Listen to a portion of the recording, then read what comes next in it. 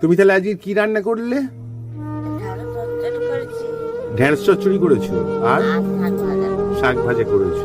আচ্ছা মিন্টু, মিন্টু এই আমি কিছু বাজার এনেছি, ছেলের হাত থেকে ডিমটা নাও, ডিমটা নাও।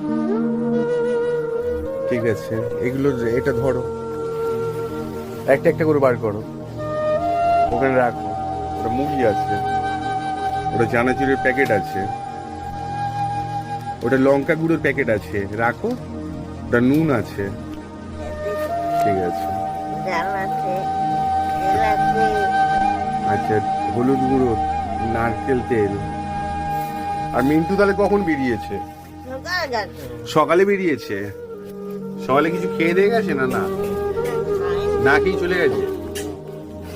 আর তুমি সকাল থেকে কি খেয়েছো? না না সকাল থেকে কি খেয়েছো? এখনো খেয়েছো কিছু? এবার খাবে? 3টে তো বাজতে যায়। হ্যাঁ ওই আমার ছেলেও এসছে দেখতে।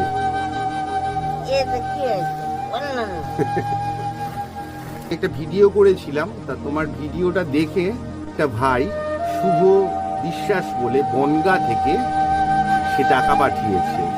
ঠিক আছে, তারপর মেদিনীপুর থেকে একটা সৌরভ প্রামাণিক বলে একটা ছেলে আছে, তার বান্ধবী টাকা পাঠিয়েছে।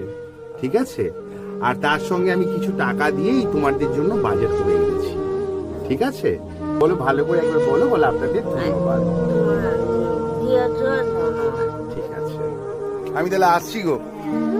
ঠিক আছে, তুমি আর দেরি করো না, 3টে বাজে, এবার খেয়ে দিয়ে নাও। বাবু আয়, কি করছিস বাবা? আয়, চলো।